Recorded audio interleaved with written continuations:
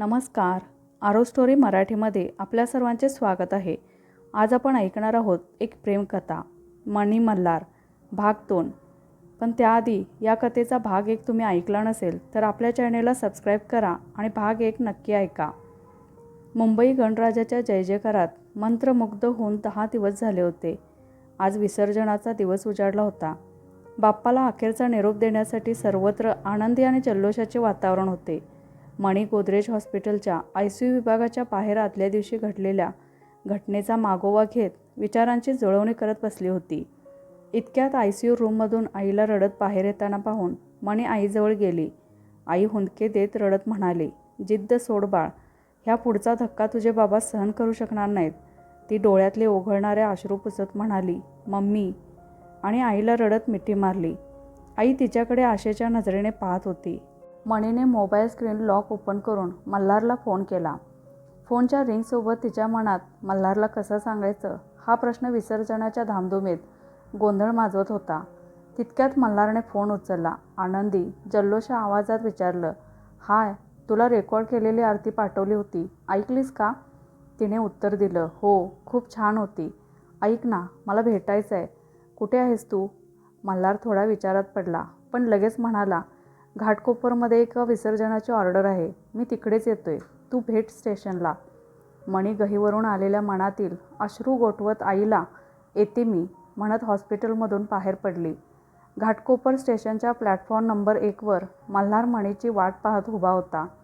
त्याने समोरून मणीला railway bridge उतरताना पाहिलं. तिच्याकडे वेग घेत तो तिच्या जवळ गेला. तिचे डोळे भरून आले होते.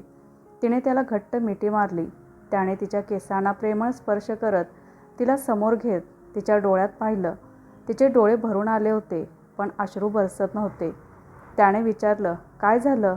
मणीचे ओठ हलकेसे हलले आणि त्याच्याकडे पाहत म्हणाली, मल्हार, मला माफ कर.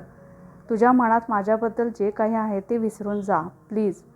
रेल्वे स्टेशनमधल्या ट्रेनचा आवाज, चोहीकडे गणेश उत्सवाची धूम, वेगवेगळ्या डीजेचा धूमधडाकासोबत विसर्जनाचा गुलाल. पावसाने जोर धरला होता. बरसणाऱ्या पावसात तिचे ते शब्द पावसाचे थेंब होऊन त्याच्या मनावर वार करत होते आणि त्याच्या मनातील विव्हळण्याचा आवाज त्यात वाहून जात होता. दोघंही मनाने वेगळे नव्हते हे तिला ठाऊक असूनही तिने त्याला सोडण्याचा निर्णय त्याच्यावर लादला होता.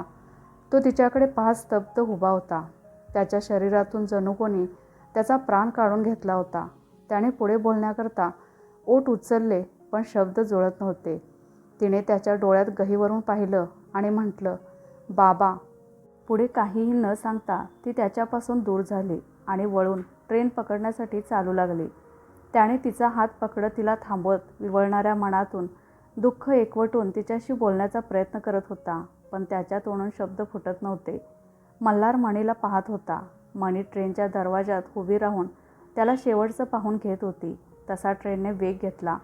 विजांचा आणि ढगांचा कडकडाट होऊन जोराचा पाऊस सुरू झाला. ट्रेनच्या गतीसोबत दोघेही एकमेकांपासून वेगळे झाले. मणीने रागात मोबाईल फोन उघडून त्यातलं सिम कार्ड काढलं आणि धावत्या ट्रेनमधून बाहेर फेकून देत सकाळपासून गोठलेल्या अश्रूंचा डोह फोडला. मल्हार. सर्व कोचमधल्या स्त्रिया तिच्याकडे पाहत होत्या. इतक्यात विक्रोळी स्टेशनला ट्रेन थांबली. मणीचा विचारांचा गुंता अजूनही सुटत नव्हता.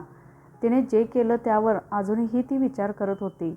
तिच्या मनात मल्हारने तिच्यासाठी रेकॉर्ड केलेल्या टाळ मृदुंग आणि डीजेच्या किक हार्टच्या स्वरासोबत गणेशाच्या प्रार्थनेचे स्वर सुरू झाले. घालीन लोटांगण वंदीन चरण डोळ्याने पाहीन रूप तुझे. ती स्टेशन बाहेर आली. मल्हारची शेवटची भेट आणि त्याच्या मिठीतले शेवटचे क्षण तिला आठवू लागले. विसर्जनाच्या मिरवणुकीतून तिच्यासमोर बाप्पाची मल्हार रूपातील मूर्ती पुढे जात होती. तिने डोळे मिटून मनोमन प्रार्थना केली, बाप्पा, मला माफ कर. माझ्या आयुष्यातील सर्व सुख मल्हारला मिळू दे. त्याची सर्व स्वप्न पूर्ण होऊ दे. तिचे अश्रू विसर्जनाच्या वर्षावासोबत वाहून नष्ट होत होते. ती काल बाबांसोबत केलेले भांडण आठवू लागली. जातीयतेच्या राजकारणात बाबांनी स्वतःची पाटीलकी वाचवण्यासाठी मल्हारवर केलेले दोषारोप आणि दिलेला नकार तिला तीक्ष्ण बाण होऊन टोचत होते. त्याला उत्तर म्हणून ती रागात म्हणाली, मी त्याच्या प्रेमात पडली आहे हे खरे आहे आणि त्याचंही माझ्यावर तितकंच खरं निस्वार्थी प्रेम आहे. तिच्या वागण्यात उद्धटपणा आणि उर्मटपणा होता. ह्यामुळे बाबांचा चेहरा आणखीनच रागीट लालबुंद झाला. क्षणार्धात बाबा खाली कोसळले. त्यांना दुसरा हार्ट अटॅक आला होता. विसर्जनाच्या गर्दी आणि ट्रॅफिकमधून कशीबशी तिला ऑटो रिक्षा मिळाली. तिच्या मनात आरतीचे स्वर सुरूच होते. अच्युतम केशव रामनारायण. आधुनिक भारतात जात नावाचं राजकारण अजूनही तळ ठोकून होतं ह्याची जाणीव तिला प्रकर्षाने झाली. जात हा शब्द व्यवहारातून जात होता, पण मनातून जात नव्हता. विचारांचा गुंता सोडवत वेग घेत तिने हॉस्पिटलमध्ये प्रवेश केला. ती लिफ्टची वाट पाहत उभी होती. ती जेव्हा हॉस्पिटलच्या बाहेर पडली होती तेव्हा तिला विचारांचा गुंता सोडवत असताना तिच्यासमोर आयुष्याचा निर्णय घेण्यासाठी 2 पर्याय उभे होते. एकतर ती मल्हारसोबत पळून जाऊन पुढचं आयुष्य सुरू करू शकत होती, पण त्यात मोठी रिस्क वाटत होती. तिने घर सोडून गेल्यानंतर बाबांना जर तिसरा हार्ट अटॅक येऊन त्यांचा जीव दगावला गेला तर तिच्या मनात त्या दुःखाचा कवळसा तिच्या मणी बसून तिला आयुष्यभर सळत राहणार होता. दुसरा पर्याय होता बाबाने ठरवलेल्या मुलाशी लग्न करून मल्हारला सोडून देण्याचा, आणि म्हणून ती त्याला शेवटची भेटून आली होती. इतक्यात लिफ्ट आली. मणीने लिफ्टमध्ये प्रवेश केला. मल्हारवर मनापासून प्रेम असूनही त्याला सोडून बाबाने ठरवलेल्या मुलाशी लग्न करण्यासाठी आणि पुढची वाटचाल सुरू करण्यासाठी तिने लिफ्टचं निर्णायक बटन दाबून आयुष्यात उंच भरारी घेतली. जातीचा सन्मान आणि अहंकारात, विसर्जनाच्या जल्लोषात 2 तुटलेला मनाचा आवाज विरून गेला. अनंत चतुर्दशीच्या दिवसानंतर मणी मल्हार वेगळे होऊन 8 महिने झाले होते. त्याने जणू स्वतःच्या आयुष्याचं गाणं स्टॉप केलं होतं. प्रेमाची साक्ष देणाऱ्या मणीच्या आठवणीत तिने घेतलेल्या निर्णयाच्या कारणांची कल्पक मांडणी करून त्या आठवणीत अडकून कोणाशी काही न बोलता नुसतं गप्प राहू लागला होता. कोणतीच नवीन ऑर्डर घेत नव्हता किंवा तो घराबाहेरही पडत नव्हता. त्याने स्वतःला स्वतःच्या रूममध्ये बंद करून जणू काही जगाशी संबंधच तोडला होता. त्याला विरहातून बाहेर काढण्यासाठी आई, नातेवाईक, मित्रमंडळी सर्वच प्रयत्न करत होते, पण मल्हार मणीला मोबाईलवर कॉल रिडायल करून तिच्याशी बोलण्याचा प्रयत्न करत असे की कधीतरी ती कॉल उचलेल आणि त्याच्याशी बोलेल, पण तसं काही घडत नव्हतं. शेवटी त्याला ह्या विरहातून बाहेर काढण्यासाठी संघर्षाने त्याला भेटण्याचं ठरवलं. आज संघर्षी मल्हारच्या घरी आली. तिने मम्मीला मल्हारबद्दल विचारलं. त्यांचे डोळे ओलावले होते. त्यांनी काही न बोलता मल्हार रूममध्ये असल्याचा इशारा केला. तिने नॉक करून कोड स्मिथ करत त्याच्या रूममध्ये प्रवेश केला. तिने मणीचा फोटो पाहत अश्रू गाळत असलेल्या मल्हारकडे पाहिलं. त्याच्याजवळ जात त्याचा हात हातात घेत त्याच्या अश्रुमुखाकडे पाहिलं. त्याची मनोवृत्ती पराभूत झाली होती. त्याच्या चेहऱ्यावर आत्मविश्वासाचा अभाव होता. त्याला ह्या नकारात्मक विचारांच्या गर्तेतून बाहेर काढण्यासाठी तिने त्याच्याशी संवाद सुरू केला. ती म्हणाली, मल्हार प्लीज बाहेर पड ह्या विरहातून. मणी आता पुन्हा येणार नाही. मल्हारने तिच्याकडे कोऱ्या नजरेने पाहिलं आणि पुन्हा मोबाईलवर मणीच्या फोटोकडे पाहू लागला. ती पुढे बोलू लागली, मी मणीच्या घरी गेले होते, पण तिथे आता ते राहत नाहीत. त्यांच्या शेजाऱ्यांकडून कळलं की त्याने मुंबईतलं घर विकलं आणि आता ते कोल्हापुरात त्यांच्या गावी शिफ्ट झाले आहेत. मणीचं 6 महिन्यापूर्वी एका सॉफ्टवेअर इंजिनियर मुलाशी लग्न झालं आहे. लग्नानंतर ते दोघेही न्यूयॉर्कला शिफ्ट होणार होते. एव्हाना झालीही असतील. तिच्या लग्नाबद्दल तुला कळू नये म्हणून तिने कोणत्याही मित्रमैत्रिणीला कळवलं नाही, अगदी मलासुद्धा. मी तिचा फोन ट्राय केला, पण स्विच ऑफ आहे. कदाचित तिने नंबर चेंज केला असेल. मल्हारने संघर्षीला पाहण्यासाठी नजर उचलली आणि रडक्या स्वरात म्हणाला, संघर्षी, मी नाही जगू शकत तिच्याशिवाय. मी तिला म्हटलं होतं की घरच्यांना सांग ह्याबद्दल. आम्ही नात्यात खूप पुढे निघून आलो होतो, पण मध्येच हे असं झालं. त्याला पाहून तिचाही ऊर भरून आला आणि डोळ्यात पाणी दाटून आले, पण स्वतःला सावरत ती त्याला म्हणाली, हे बघ, एक व्यक्ती आयुष्यातून गेल्यामुळे आयुष्य थांबत नाही. तू कधी विचार केलास का तुझ्या अशा वागण्यामुळे मम्मीला किती त्रास होतोय आणि तुझ्याशिवाय दुसरं कोण आहे का त्यांना? त्याला धीर देत तिने पॉकेटमधून व्हिजिटिंग कार्ड काढलं. ते त्याला देत म्हणाली, हे आमदार आहेत, ह्यांना भेट. त्यांना वाढदिवसाची पार्टी ऑर्गनाईज करण्याकरता ऑर्गनायझर हवा आहे. तुझ्या करिअरचा दृष्टिकोन पाहता ही योग्य संधी आहे. प्लीज बाहेर पड ह्यातून. मल्हार तिच्यापासून दूर होत म्हणाला, नाही संघर्ष, तुला कळत कसं नाही माझं म्हणणं. प्लीज तू जा, मला एकटं सोड. संघर्षीला जाणवलं की मणी सोडून गेल्यामुळे मल्हारच्या मनात त्या दुःखाची मुळे फार खोलवर रुजली आहेत. तिचा ऊर भरून आला आणि डोळ्यात दाटून आलेला अश्रूंचा बांध फुटला. त्याच्याकडे पाहत ती म्हणाली, तुला असं जळताना पाहून मी कशी जगू? मल्हारने तिच्याकडे प्रश्नार्थक नजरेनं पाहिलं. संघर्षीच्या डोळ्यातून अश्रुधारा वाहत होत्या. त्या थांबवत तिने त्याच्याकडे प्रेमानं पाहिलं आणि बोलण्यास सुरुवात केली. मल्हार, माझं तुझ्यावर प्रेम आहे. केव्हापासून माहीत नाही. तुला आठवतंय, लहानपणी मला सायकल चालवायला येत नसायची. सर्व मला चिडवायचे. मी रडू लागले की तू माझे अश्रू पुसत माझ्या सायकल चालवण्याबाबत विश्वास निर्माण करायचास आणि म्हणायचास की तुला एक दिवस ह्या सर्वांपेक्षा चांगली सायकल चालवायला येईल. पण ती कधी आलीच नाही. सायकल चालवताना माझा अपघात झाल्यापासून तू माझी स्वतःपेक्षा जास्त काळजी घ्यायला लागलास. कॉलेजच्या पहिल्या दिवसापासून तू मला तुझ्या बाईकवर सोडायला आणि कॉलेज सुटायच्या अगोदर मला घरी नेण्यासाठी उभा राहायचास. नंतर आमच्या मुलींचा ग्रुप झाला आणि मीच तुला म्हटलं नको येत जाऊ, करिअरकडे लक्ष दे, आणि तू ते गुमान ऐकलंस. त्यानंतर तू येणं बंद केलंस. तुझ्या डीजेच्या ब्रँडसाठी तू प्रयत्न करूनही तुला ऑर्डर मिळत नव्हती. मी पप्पांना सांगितलं आणि तुला जयंतीची ऑर्डर मिळवून दिली. त्या दिवशी तू मला मिठीत घेतलंस आणि म्हणालास, Sangharshi, you are my best friend. तुझ्यासाठी काही पण. मी आपल्या बालपणीच्या आठवणींचा मागोवा घेत हळूहळू तुला समजून घेऊ लागले आणि तू मला आवडू लागलास. पण मणी आणि तुझी भेट झाली आणि तू तिच्या प्रेमात वाहत गेलास. तुम्हा दोघांना जेजुरी गडावर उतरताना पाहून मला पहिल्यांदाच ह्याचा भास झाला आणि माझ्या जिवलग मैत्रिणीबद्दल मला जेलेसी वाटू लागली. मी त्याकडे दुर्लक्ष केलं आणि तुम्ही दोघं खुश आणि आनंदी राहावे म्हणून मी दोघांपासून दूर होत गेले आणि स्वतःला अभ्यासात गुंतवून घेतलं. पण असं अनपेक्षित काही घडेल असं वाटलंही नव्हतं. मी मणीला ओळखते. तिने हा निर्णय घेण्याअगोदर विचार केला असणार. तिच्या ह्या निर्णयामागे नक्कीच काहीतरी कारण असेल. तिचे हे शब्द थांबले आणि हुंदके देत पुन्हा तिच्या डोळ्यातून अश्रू वाहू लागले. ते पुसत ती मागे वळून रूममधून बाहेर निघाली. मल्हार तिच्या जाण्याच्या वाटेकडे एकटक पाहत होता. संघर्षी मल्हारला भेटून 2 दिवस झाले होते. संघर्षीने दिलेल्या व्हिजिटिंग कार्डकडे पाहत मल्हार तिच्या बोलण्याचा आणि अश्रूंचा विचार करत असताना त्याचं लक्ष समोर भिंतीवर असलेल्या पेंटिंगकडे गेलं. सम्राट अशोक युद्धात विजयी झाल्यानंतर त्याचा परिणाम पाहून बुद्धांच्या चरणी नतमस्तक झालेला क्षण आणि संघर्षाच्या बोलण्याचा त्याच्या मनावर परिणाम होत होता. त्याच्या मनाने विरहातून बाहेर पडून स्वतःच्या करिअरच्या दृष्टिकोनातून मिळणाऱ्या संधीचा कसा उपयोग करायचा ह्याचा विचार करण्याकडे आपलं लक्ष केंद्रित करण्यास सुरुवात केली. अलगद त्याची नजर पेंटिंगच्या खाली लिहिलेल्या शब्दांवर गेली. निसंदेह बुद्ध हा जगाचा प्रकाश आहे. डोक्यात विचारांचा प्रकाश पडल्याचा अनुभवत तो रूमच्या बाहेर आला. मम्मीच्या मिठीत शिरत कोमल स्वरात मम्मीला म्हणाला, मम्मा सॉरी. रूममध्ये येऊन बेडवर व्हिजिटिंग कार्डमधील ॲड्रेसकडे पाहिलं.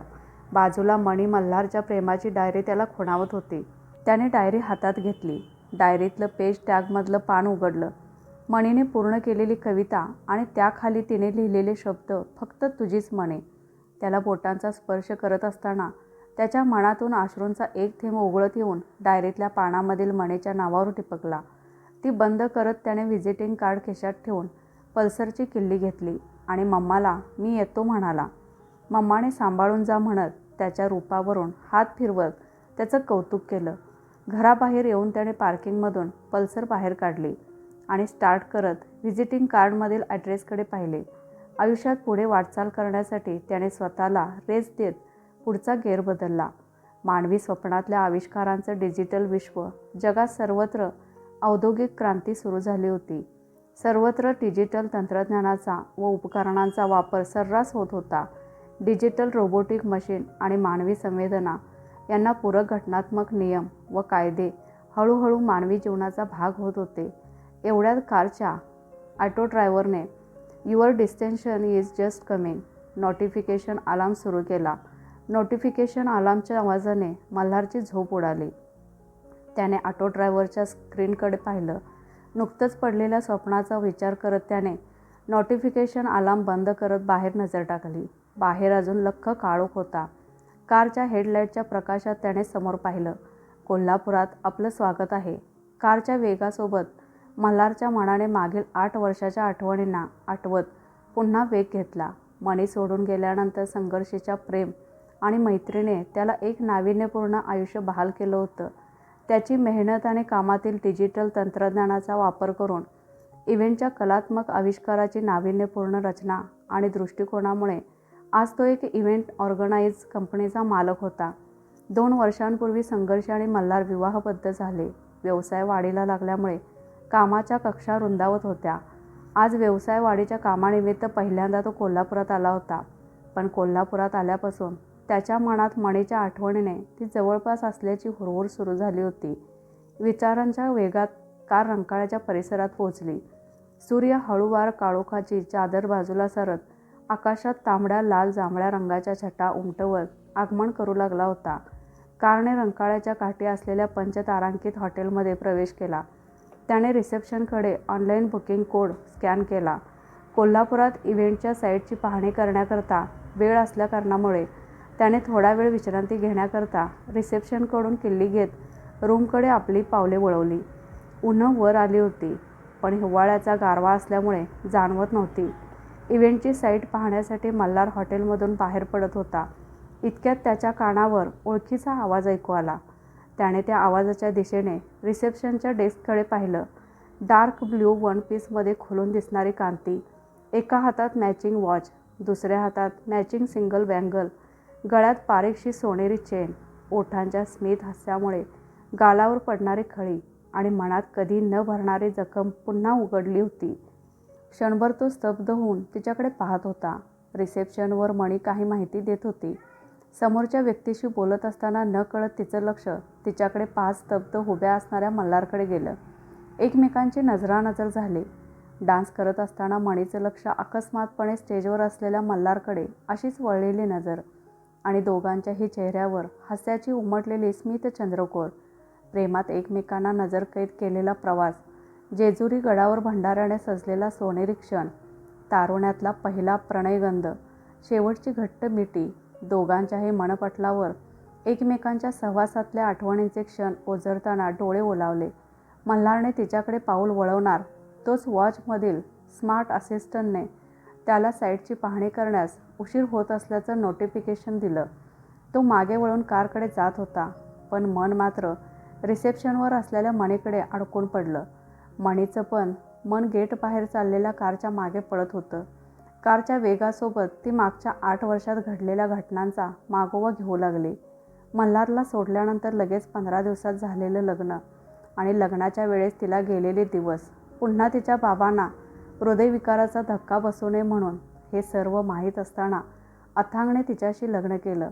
लग्नानंतर 1 महिन्याने अथांग न्यूयॉर्कला कामासाठी निघून गेल्यानंतर त्याच्या घरच्यांनी तिच्या ह्या कारणास्तव छळ सुरू केला. तिने अथांगला होणाऱ्या छळाबाबत कल्पना दिल्यानंतर त्याने मी लवकरच येतो कळवलं. तो तिला न्यूयॉर्कला घेऊन जाणार होता. ती नुकतंच जन्मलेल्या कळीकडे पाहत त्याची वाट पाहत होती आणि महिन्याभरात बातमी आली. न्यूयॉर्कवरून येणाऱ्या विमानाचा समुद्रात अपघात झाला होता. कोणीही जिवंत राहिलं नाही. वृत्तांच्या नोंदीमध्ये अथांगचं नाव होतं. तिने ही बातमी ऐकून जोरात गळा काढून रडायला सुरुवात केली. तिच्यावर पुन्हा आभाळ कोसळलं होतं, कारण मल्हारनंतर अथांगने तिला समजून घेतलं होतं. ही वार्ता ऐकून बाबांना हार्ट अटॅक आला. हॉस्पिटलमध्ये शेवटच्या क्षणी बाबांचा कंठ दाटून आला होता. त्यांनी तिच्या डोक्यावर हात ठेवला आणि पुढे म्हणाले, तू अगदी निर्दोष आहेस बाळा. मी ह्या सगळ्याचा दोषी आहे. ह्यात माझाच दोष आहे. मला क्षमा कर. आणि प्राण सोडले. अथांगच्या घरच्यांनी तिच्याशी कायमचे संबंध तोडले. महिनाभर अगोदर जन्मलेल्या मृणालीला घेऊन ती आईसोबत स्वतःच्या गावी आली. अथांगशी लग्न केल्यावर तिने कधी कोणाशी संपर्क साधण्याचा प्रयत्न केला नाही. टूर्स आणि ट्रॅव्हल्स एजन्सीमध्ये अगोदर काम केलेले असल्यामुळे त्याच्या अनुभवाच्या बळावर तिला हॉटेलमध्ये रिसेप्शनिस्टची नोकरी करण्यास काही गत्यंतर नव्हते. कारच्या मागे धावणारं मन पुन्हा मागोवा घेऊन मागे आलं आणि बापाकडे केलेल्या प्रार्थनेच्या क्षणात येऊन थांबलं.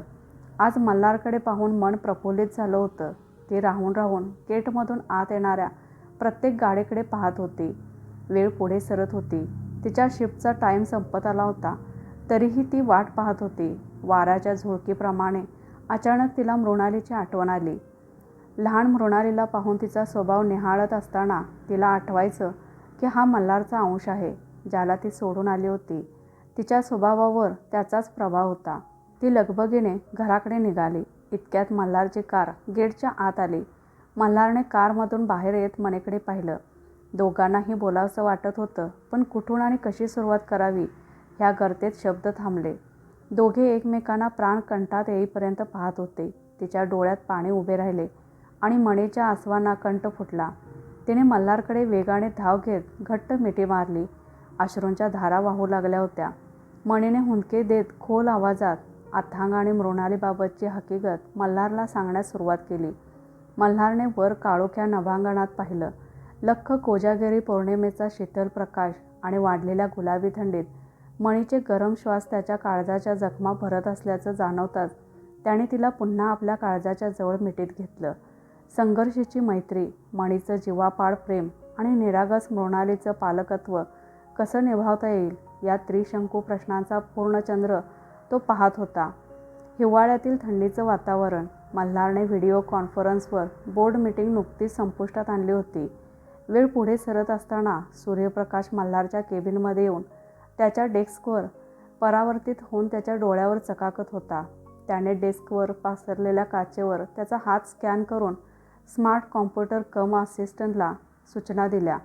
मल्हारने दिलेल्या सूचनेनुसार स्मार्ट कॉम्प्युटर कम असिस्टंटने केबिनमध्ये येणाऱ्या सूर्यप्रकाशांची तीव्रता सौम्य केली आणि त्याच्या आदेशाप्रमाणे त्याला येणारे कॉल आणि मेसेज स्वतः अटेंड करत त्याच्यासाठी शांत आणि मधुर मेडिटेशनचं म्युझिक सुरू केलं. मल्हार डोळे बंद करत सुंदर मधुर संगीताचा आनंद घेत येणाऱ्या विचारांच्या गर्तेत विलीन झाला. मणीच्या मिठीची रात्र आणि त्रिशंकू प्रश्न त्याला उत्तर शोधण्यासाठी त्या गर्तेत खेचत होते.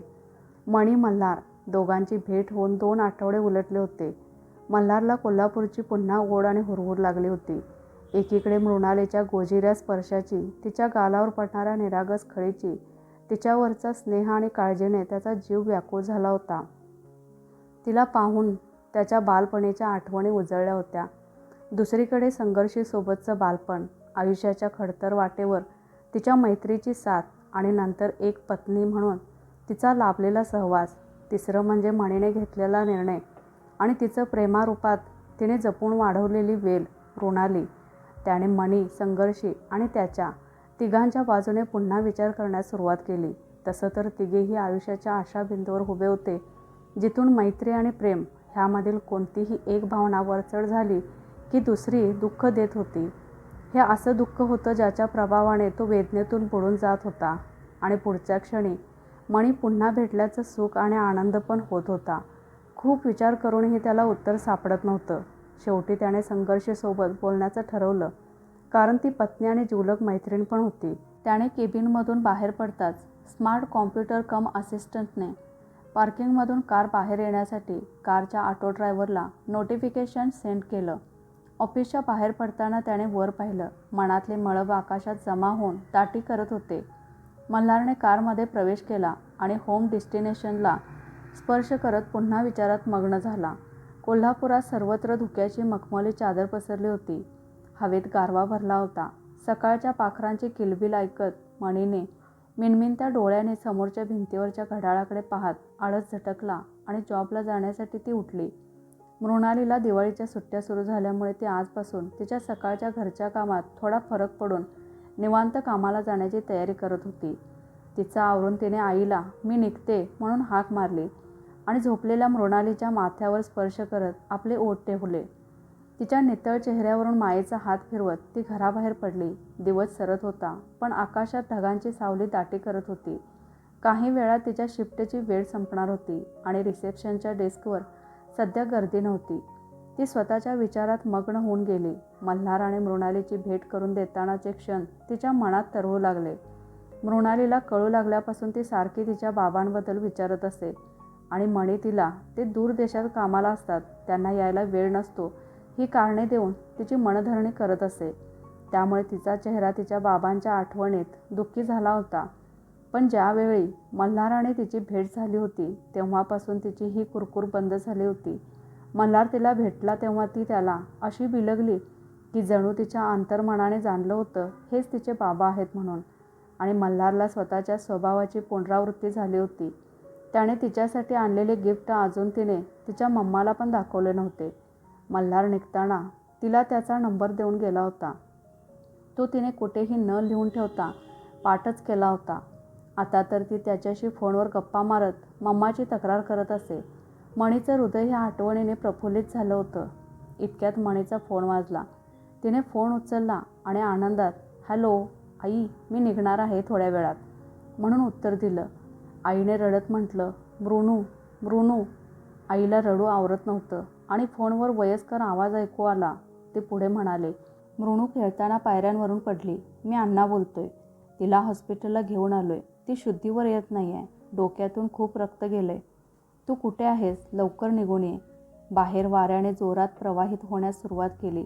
मणीचे हात आणि शरीर कापत होते. तिला ह्या क्षणी काय करावं ते सुचत नव्हतं. रिसेप्शनवरील सहकार्याला सांगून जीवाचे प्राण पायात आणून ती तिथून निघाली. हॉस्पिटलला पोहोचली. क्षणात मिळणाऱ्या सुख आणि दीर्घकालीन दुःखाची छटा तिच्या चेहऱ्यावर दाटली होती. ती आली तेव्हा ऑपरेशन रूममध्ये डॉक्टर मृणालीच्या डोक्यावर स्टिचेस करत होते. तिच्या डोळ्यातून अश्रू वाहू लागले. तिने ओलावलेल्या स्वरात मल्हारला कॉल करण्यासाठी फोन स्क्रीन अनलॉक केली. बाहेर काळोख दाटत होता. मल्हारच्या कारने मुंबई शहरातील निसर्गरम्य परिसरात काचेच्या भिंती असलेल्या बंगल्यात प्रवेश केला. सोसाट्याचा वारा त्याच्या मनातल्या प्रश्नांप्रमाणे थैमान घालत होता. संघर्षी हॉलमध्ये सोफ्यावर डिजिटल स्वरूपातील पुस्तक वाचत बसली होती. त्याने तिच्याकडे पाहिलं. तिच्या रूपाच्या खुलण्यानं जणू बंगल्यातील दिव्यांना पूर्ण प्रकाशमान केलं होतं. तिच्या असण्याने त्या घराला अस्तित्व असल्याची जाणीव होत होती. काही दिवसांपूर्वी झालेल्या मिसकॅरेजमुळे तिच्या मनाची मातृत्वाची अवस्था तो जाणत असल्यामुळे तिच्याशी बोलण्याकरता तो मनात साहस एकवटत होता. तो तिच्याजवळ जाऊन तिच्या शेजारी बसला. तिला मिठीत घेत तिचा आजचा दिवस कसा गेला याबाबत तिची विचारपूस केली. तिने त्याच्याकडे प्रेमपूर्ण नजरेने पाहिलं. त्याच्या मनात सुरू असणाऱ्या वादळाचा अंदाज घेत त्याच्या चेहऱ्यावर उमटलेल्या प्रश्नांनी त्याचा चेहरा निश्चित झाला होता. तिने त्याचा हात तिच्या तळहातात घेऊन तिच्या ओठांनी त्याचं चुंबन घेतलं आणि त्याला स्नेहपूर्ण विचारलं, मल्हार काय झालं?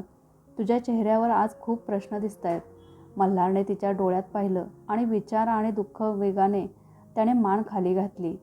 तिने त्याचा चेहरा तिच्यासमोर आणत पुन्हा विचारलं. मल्हार सोफ्यावरून खाली सोफ्याला टेकून तिच्या पायाजवळ जाऊन बसला.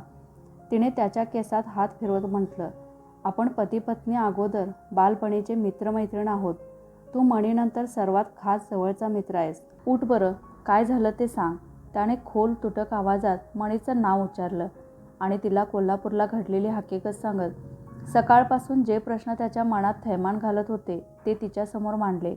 दोघांमध्ये एक निर्लिप्त शांतता पसरली. ती भंग करत ढगातून वीज कडाडत खाली यावी तशी संघर्षी ताडकन जागेवर उठून उभी राहिली. ती रागाने कापू लागली. तेवढ्यात मल्हारच्या वॉचमधील स्मार्ट असिस्टंटने मनी कॉलिंगचं नोटिफिकेशन दिलं. त्याने कॉल उचलला. हॅलो. त्याचा आवाज ऐकताच मणीने मृणू रडक्या कळवळल्या स्वरात पुढे म्हटलं, तिला हॉस्पिटलमध्ये ॲडमिट केले.